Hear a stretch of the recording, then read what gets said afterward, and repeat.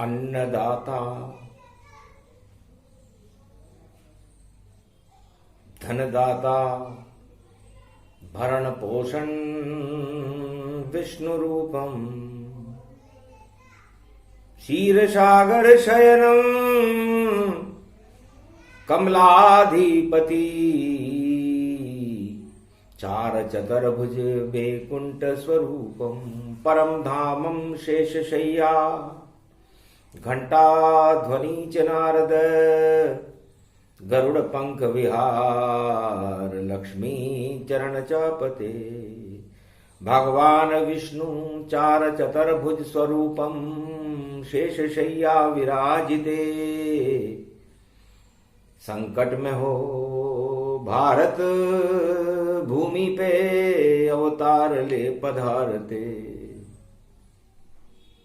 दीर्घनम श्रवण पटे यतिवरा महावाक्य जनार्दन सच्चिदानंदत्वम शरणम ब्रजेश यादवेन्द्रम दयादाता पुंडरीक्षा क्षीरसागर शयनम कमल नयनम नमस्तुते नमामि श्री हरि।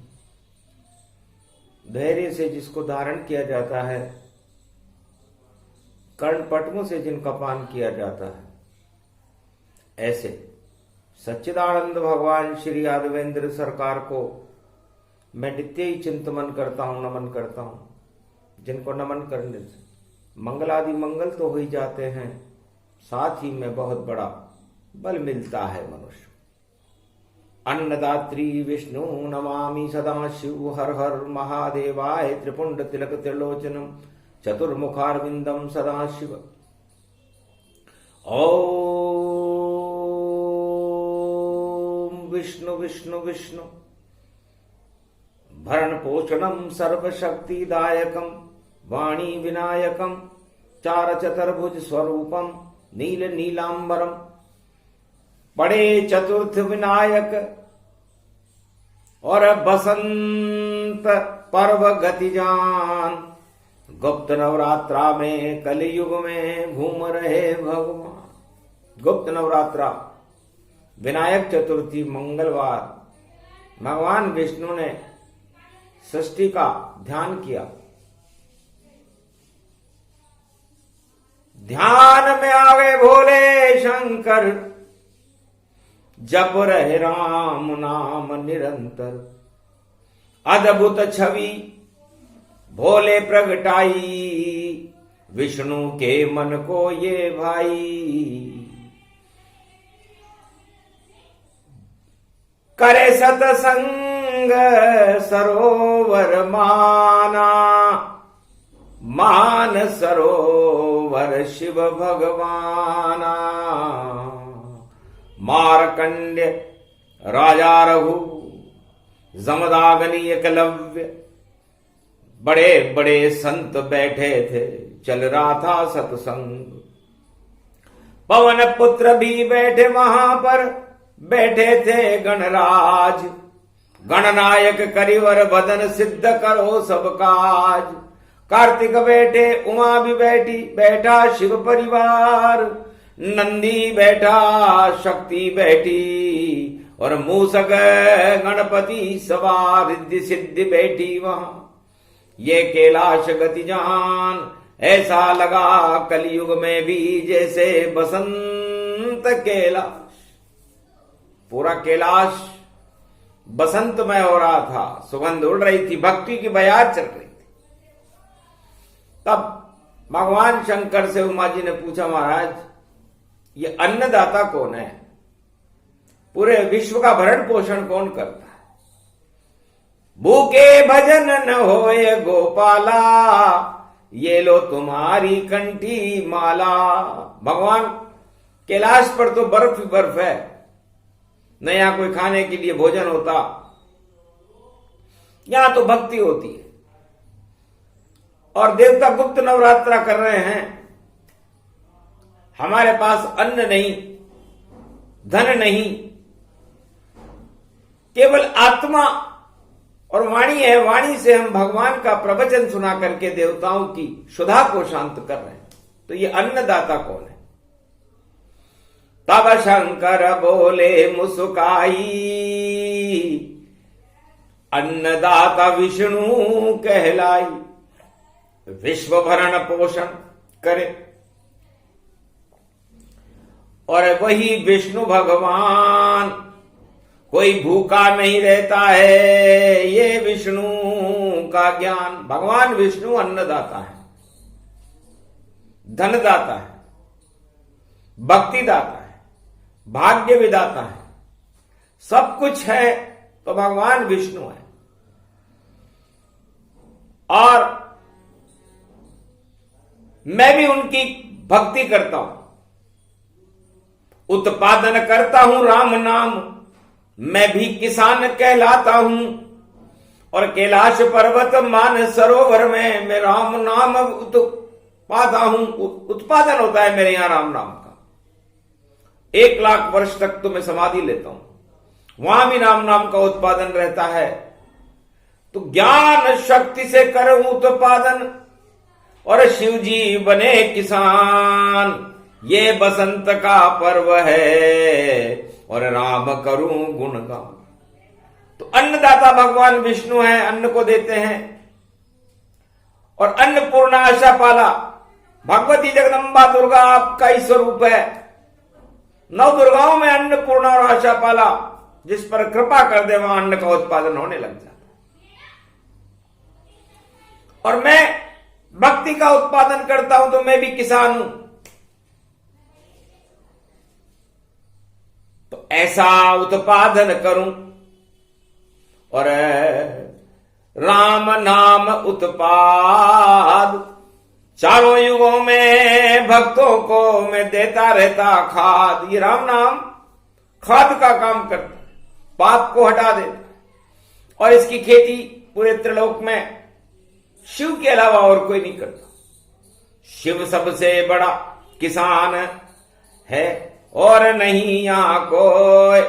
ये बसंत का पर्व है जिसमें ज्ञान भक्ति की खेती हो। ज्ञान और भक्ति की खेती कैलाश पर अरबों युगों से कर रहा हूं, मैं आद्य गुरु हूं। तब का महाराज किसान तो बड़ा परेशान है, और आप अपने आप को किसान बता रहे हो। तो क्यों परेशान है अन्नदाता? क्या शिव भी परेशान होता? और होता है तो क्यों होता? और कुछ तो बोलो भोले ना था। हंसने लगे शंकर त्रिपुरारी, कौन कहे किसान दुखी बारी। कौन कहता है कि किसान दुखी है? शिव दुखी है। जा पर कृपा राम की होई, वहां पर कृपा करे सब कोई। कैसे शिव हो दुखी जग जाना, कृपा राम भगवान की माना। जिस पे राम का हाथ हो उमा, वो कभी दुखी नहीं रहता। सुनो कथा अन्नदाता कल्प की, जनकपुरी का ज्ञान। सबसे बड़े राजा थे नेपाल में, जहां प्रगटे पशुपति भगवान। पशुपतिनाथ की आराधना करते थे। कल्प कथा अब मैं कहूं, सुनो बसंत का ज्ञान। इतने चतुर थे जनक जी, जपे भोले भगवान। भोलेनाथ पशुपतिनाथ का चिंतन करते रहते थे जनक। अब अद्भुत घटना घट गई भारी, और सारे किसान फसल सूख गई सारी। जनक जी के राज्य में एक अकाल पड़ गया। बसंत ऋतु थी, माघ का महीना था। भगवान विष्णु थरथरा खाने लगे, शिव थरथरा खा गए, ब्रह्मा थरथरा खा गए कि इतना पुण्यात्मा राजा फिर क्यों पड़ा अकाल। भूखे मर रहे सारी प्रजा और भूखे मरे किसान। किसान घबरा गए, फसलें सूख गई सब सारी। आफत राजा पे आई भारी, तुरंत बुलाया एक सम्मेलन और अष्टावक्र को बुला लिया और पशुपतिनाथ के मंदिर में, और देखो गुप्त नवरात्रा में यज्ञ शुरू किया। ओम नमः शिवाय नमो, हर हर शिव शिव शिव नमो नमो। अब तो प्रगटो पशुपतिनाथा, और काल पड़ा है नमो नमः, और अकाल पड़ा है नमो नमः। ये प्रजा मर रही भूखी सब, और सारे किसान भी दुखी हैं सब, और राजा इनका मैं हूं पशुपति, और मुझ पर कृपा करो बोले वर। तो जय राजा की प्रजा दुखारी, अवश्य राजा नरक अधिकारी। जनक जी ने कहा भगवान पशुपतिनाथ, लगता है मेरे पुण्य समाप्त हो गए, लगता है मैंने कोई भारी पाप कर दिया। जो किसान आंदोलन कर रहे हैं, भूखे मर रही है, जो किसान खावे दाना और वही खावे राजा गतिमाना, वही मैं खा रहा हूं जो मेरी प्रजा खा रही है। तब भगवान विष्णु ने पूछा, नारद बता लगाओ क्या खा रहे हैं। महाराज खाने को कुछ भी नहीं, और भारी अकाल वहां पड़ा हुआ, और विष्णु ब्रह्मा महेश सभी और जनकपुरी में खड़ा हुआ। तड़प रही है प्रजा सब, और तड़प रहे हैं किसान। राजा भी वहां तड़प रहा है, जिसको बड़ा है ज्ञान। इतना ज्ञानी राजा हमने कभी देखा नहीं, इतना पुण्यात्मा राजा देखा नहीं। ये कौन से पाप का फल भोग रहा है राजा, जहां किसान आंदोलन कर रहा है। भूखे मर रही है प्रजा, भूखे मरे किसान, राजा खा रहा आम की गुठली, सेक सेक भगवान। महाराज आम में भी फल नहीं है, लेकिन उनकी गुठलियां पड़ी हुई हैं, उस गुठलियों को सेक सेक करके सारी प्रजा और राजा खा रहा। अश्रुपात विष्णु हुआ भारी, अरे करी बैकुंठ छोड़ने की तैयारी। शिव ने भी छोड़ा कैलाशा, ब्रह्म छोड़ गए ब्रह्मलोक का वासा। सारे जगत गुरु पशुपति मंदिर में, और आ गए सब चुपचाप। महाराज ये कैसा संकट, बसंत ऋतु प्रगटा। इस बसंत के समय में ये दुख क्यों आया, ये किसान और ये फसल चौपट क्यों हो। कहा राजा जब दुख आया है तो आगे सुख प्रगटाए। हरि इच्छा सब प्रबल है, हरि इच्छा से पाए। तो राजा ने कहा महाराज कुछ भी हो, हे पशुपतिनाथ, यदि आपको मैं अपना जगत गुरु मानता हूं तो मुझ पर कृपा करो शिव शंकर, और घर घर अन्नपूर्णा भर भर, और अनाज उत्पादन कर दो। नहीं भूखे मरे किसान, नहीं प्रजा भूखे मरे, ऐसा दो वरदान। तब गुप्त नवरात्र अनुष्ठान चलाया, सब देवन वहां पर बुलवाया।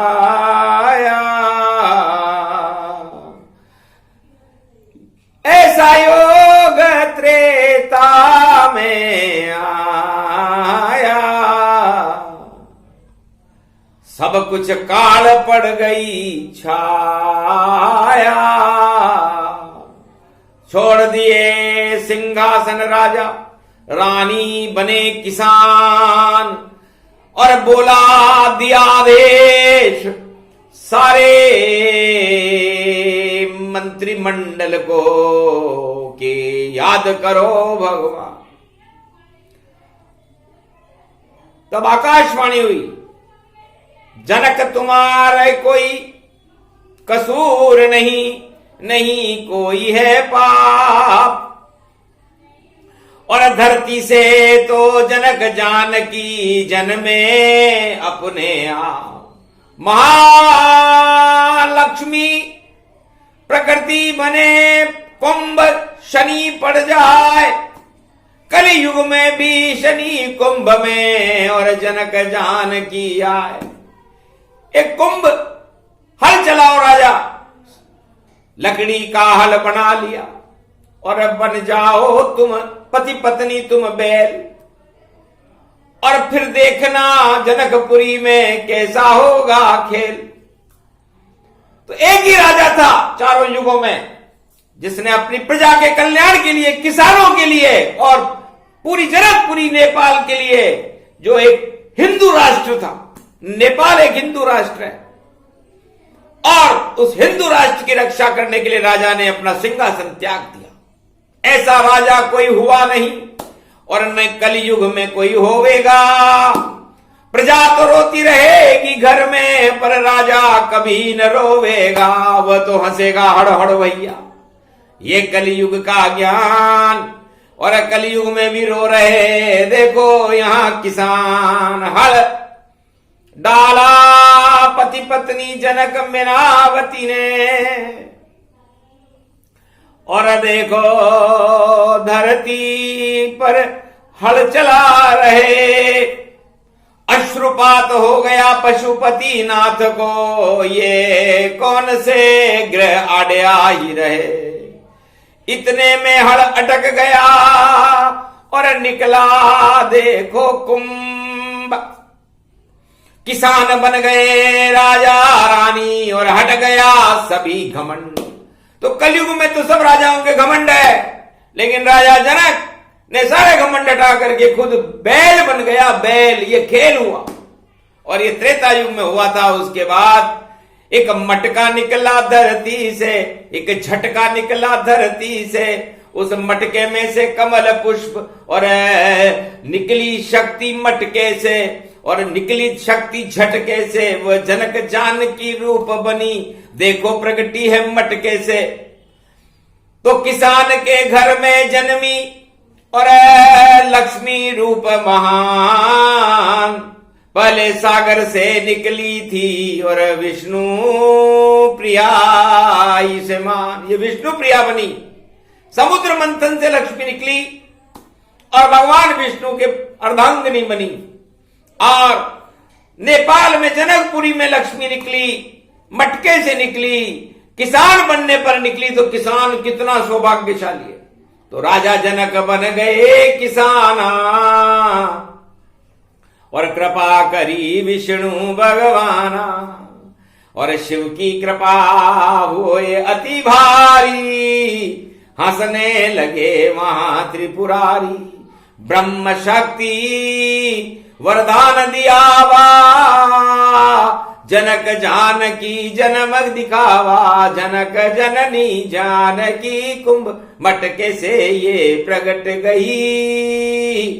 जनकपुरी चम चम करे और देखो बालिका उठ गई, और गोद में लेकर मेनावती जनक चुम्बन ले गए।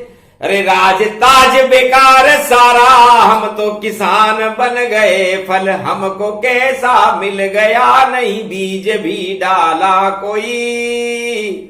ये जनक जानकी जनक लली, और जन्म मेरे घर हो गई। तो एक ही बीज डाला नहीं, और भक्ति बीज जन जान, और किसान बने जनक मेनावती तो प्रगटी जानकी मान। बिना बीज, बिना शक्ति और भक्ति की कृपा से, भगवान की कृपा से जनकपुरी में किसान बनते ही जानकी का जन्म हो गया। धन्य धन्य व जानकी, धन्य जनक गति जान। राजपदों का त्याग कर दिया और बन गए जनकपुरी में किसान। तो कितनी बड़ी शक्ति है उमा। कोई राजा किसान कभी बनता ही नहीं, और जब एक ही राजा जनक बना तो वो किसान आज भी अमर वही। उस किसान की बेटी से राम ने किया विवाह, और त्रिलोक के राजा, अवध के राजा रामचंद्र भगवान उस किसान की बेटी से, राजा की बेटी से नहीं, किसान की बेटी से राम जी ने विवाह किया।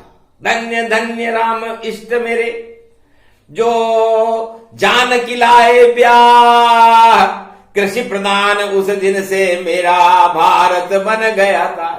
भारत उसी दिन से कृषि प्रधान देश हो गया, क्योंकि किसान की बेटी भारत में अयोध्या में आ गई जनकपुरी से, और भारत के भाग्य जग गए। 3 ऋतुएं होती हैं भारत, सर्दी गर्मी बरसात, 3 फसल यहां हो, और सारा भारत किसान बन गया, और राजा नहीं यहां को, सारा भारत ही किसान बन गया, क्योंकि सबने जानकी को अपनी बेटी और पूरी अवध ने माना था, और रामचंद्र को पुत्र अवध में कलयुग में भी माना था। कलयुग सतयुग त्रेता गुजर गए, लेकिन राम को सब अपना पुत्र मानते हैं। जानकी जी को, किसान की बेटी को अपनी पुत्री मानते हैं। तो बताओ किसान कितना महत्वपूर्ण है। अब यदि वो दुखी हो जाए तो श्राप लगता है राजाओं को, नहीं कोई दुखी किसान करो, घमंड को छोड़ो राजाओं, और किसानों को प्रणाम करो। ये बसंत और कृषि प्रधान ये देश किसान ही देते हैं, और राजा वाजा कुछ नहीं करते भैया, वो तो लगान वसूलते हैं। तो जे राजा में किसान दुखी, वे राजा बेकार। अरे उनकी सुनो सब, जो मांगे हैं करो उन्हें स्वीकार। इस कारण ये कल्प सुनाया, और शिव जी ने कलयुग में गाया। वाणी बसंत में रही सुनाई, संकट चौथ पे वाणी आई।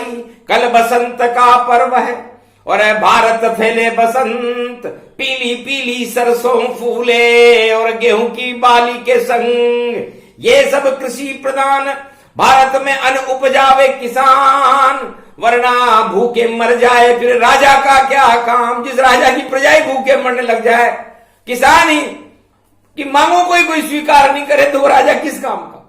इसलिए जनक से सीखो राजाओं, जिसने हल कंधे पे चलाया था और खुद ही किसान बन गया, वह नहीं कोई घमंड दिखाया था। आज तक कोई राजा देखो नहीं बना है किसान, पर धन्य धन्य जनक राजा जो बन गए त्रेता में किसान। और अयोध्या में राजा रघु थे, उनके यहां तो राम दुहाई चलती थी, राजा रघु की दुहाई चलती थी। एक बार किसान का एक मंत्रिमंडल पूरा समूह मिलने गया महाराज। सारे लोग भक्ति करते, और हम तो खेती करने में ही समय गुजर जाता है, राम नाम भी नहीं ले सकते।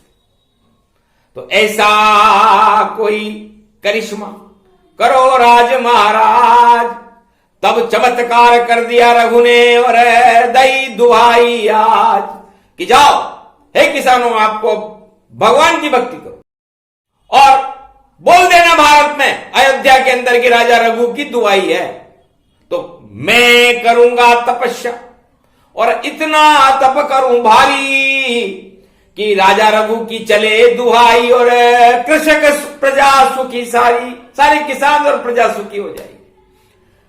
तो महाराज ये तो ऐसे थोड़ी हो सकता है कि तपस्या में भक्ति में बड़ा बलम बलजान, मैं तो राजा नहीं हूं और मैं भी बनूं किसान, मैं भी बनूं प्रजा और करूं याद भगवान, मेरी करुण पुकार सुनेंगे देखो विष्णु भगवान।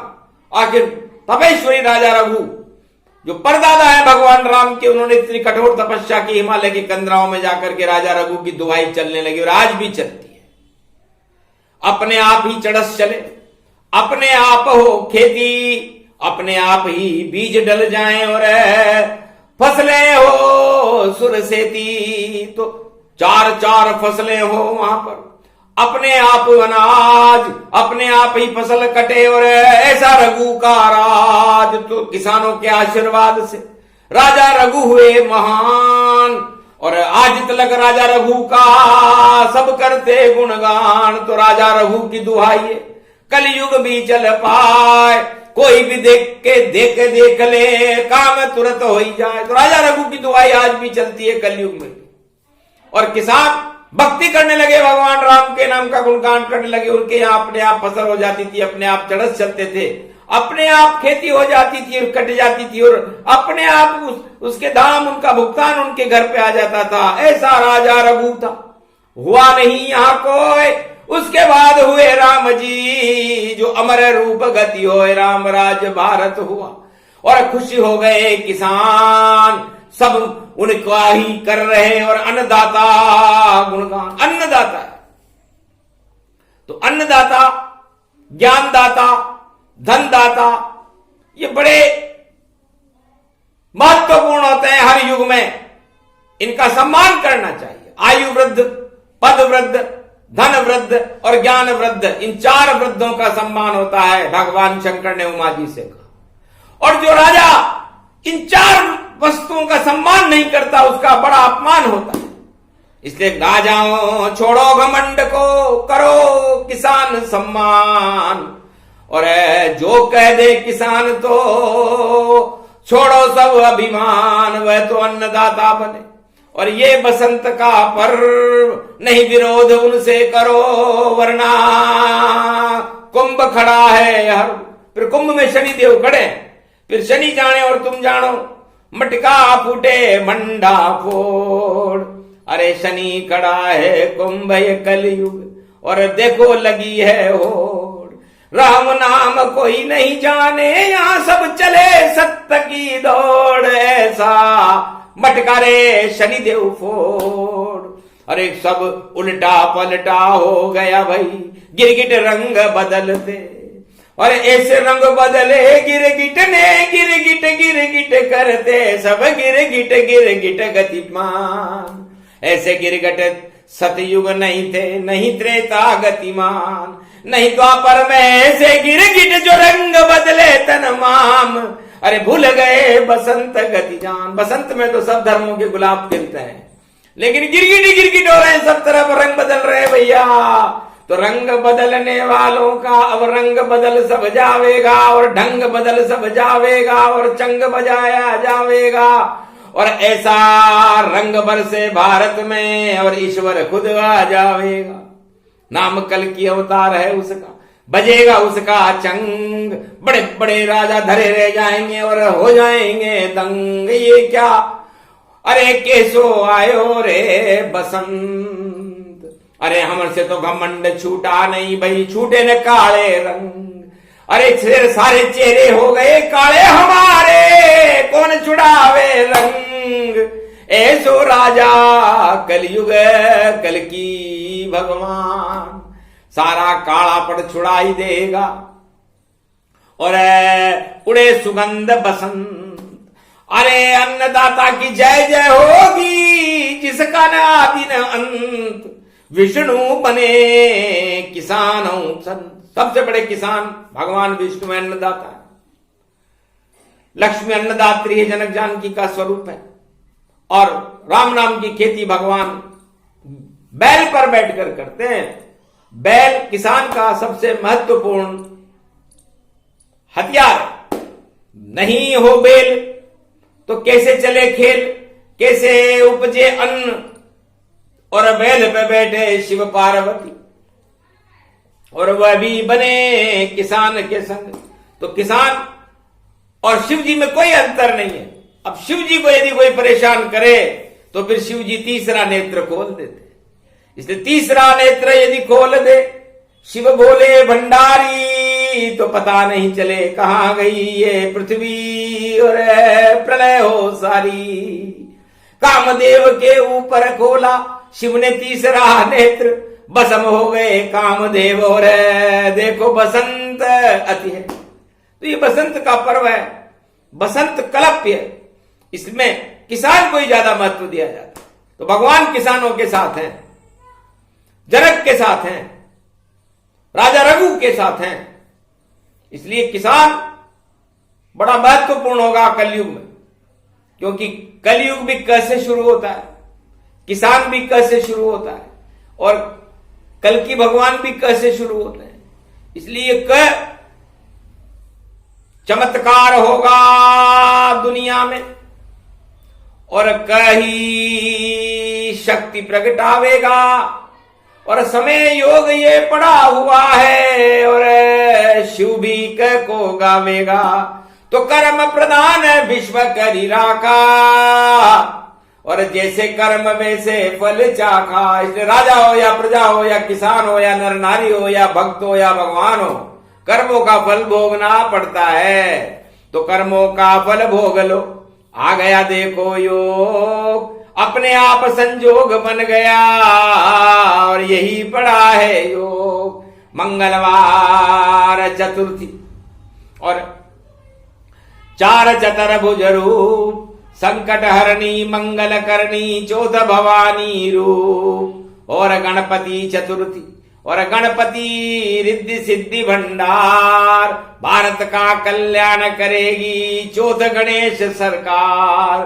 तो चौथ चुकने वालों का भैया हो जावेगा बंटाढ़ार, उल्टी बुद्धि कर देते हैं रणत भंवर गणेश सरकार। और अनधन की कोई कमी न भारत, और भारत में हो जय जयकार। कल की अवतार की जय जयकार होएगी, और चढ़े बसंत रूप गतिधार, ऐसी सुगंध फैले भारत में, सारे पाप जाएंगे हार। बंटाढ़ार होए पापों का, और पुण्य की बरसने लगे अमृत धार। मकर पर्व में सूर्य पड़ो है, पड़ गयो देखो मंगलवार। पवन पुत्र भी आ गए भारत, हाथ गदा है शक्ति सवार। उनकी गदा चले कल युग में, और जिस पे चले गदा का वार, वो कैसे भाई जीते कल युग, बार बार जाएगा हार। गदा पड़ी जब रावण के, और गदा पड़ी बाली गति जान। भूल गया सब चार वेद और 6 शास्त्र और 18 पुराण। बड़ा ज्ञानी था रावण देखो, कूद गए लंका हनुमान। आग लगा दी उस लंका में, जिसमें उसको घमंड गतिमान। तो घमंड के आग लगाएंगे और महावीर हनुमान, सब घमंड जल जाएगा। जय जवान जय किसान, जय जवान और जय किसान। तो जवान हनुमान जी थे, और किसान भी शिव जी का ही रूप है। तो शिव और हनुमान एक ही हैं, और वो किसान के ही स्वरूप हैं। तो जय जवान और जय किसान और जय हिंदुस्तान। हम सब हिंदू हैं, हिंदू राष्ट्र। तो हिंदुस्तान की जय हो, जवान की जय हो, किसान की जय हो, और भगवान की भी जय हो। हम ये 4 वस्तुएं इस भारत में चाहते हैं, और ये बसंत में ये योग मिल गया। अब जनक जानकी जनक जन्म गई, और अब मटका खटका हो। अब ये खटका तो भारी होगा, और अटक लटक कटी हो। तो लटका खटका और बटका और झटका भारी पड़ेगा। और ये योग प्रबल हो चुका है। नवरात्रा जो रामनवमी आएगी उसमें ज्यादा प्रबल होगा, और प्रबल होकर के सारे घन घमंड को हटा करके भारत में राम राज्य की स्थापना जैसा समय नजदीक आ गया। भारत में कल्याण हो गया भारत में, और काल हट गया जनकपुरी, जब शक्ति प्रगटी नेपालन में। जैसे ही शक्ति का जन्म हुआ, सारे काल हट गए, अनधन की बरसात होने लगी। वही योग वही समय है, अनधन की बरसात। सभी किसान सुखी हो जावे, और बाकी खावे मात। ये प्रसंग पूरा हुआ, और जनकपुरी का प्रसंग, पशुपतिनाथ की कृपा हो गई, और हम सब उनके संग। पशुपतिनाथ की वाणी थी, और हिंदू राष्ट्र नेपाल, वहां पर टल गए जानकी जन्म के साथ सभी सब काल। तो भारत के भी टाल दो कलयुग सारे काल, मेरे भारत को कर दो पशुपतिनाथ माला माल। जनक जानकी प्रकट करो, यहाँ खड़े हुए हैं राम। कलयुग में भी करो करिश्मा, कर दो शिव भगवान। इतनी सी ही प्रार्थना, और तथास्तु ये हो। इस पर तथास्तु कह दीजिए, भोले शिव शिव होय। कहा तथास्तु शंकर भगवान ने, जाओ ऐसा ही होय। भारत जन्मे जानकी और राम संग में होय। कभी काल नहीं पड़े यहाँ, और प्रलय कभी नहीं होय। भारत भाग्य जगाने ईश्वर शक्ति प्रकटम होय। निश्चित भारत शक्ति प्रगटे, सदी 21वीं आए। भारत का तो भाग्य जगेगा, जगत गुरु बन जाए। बोलो जय श्री, बोलो विनायक चतुर्वेदी महापर्व की, बसंत महापर्व गुप्त नवरात्रा की। बोलो भारत माता की, जनक जानकी लली सीता माता की जय, राम भगवान की, बोलो जनक भगवान की जय, पशुपतिनाथ की जय, आज के आनंद की जय।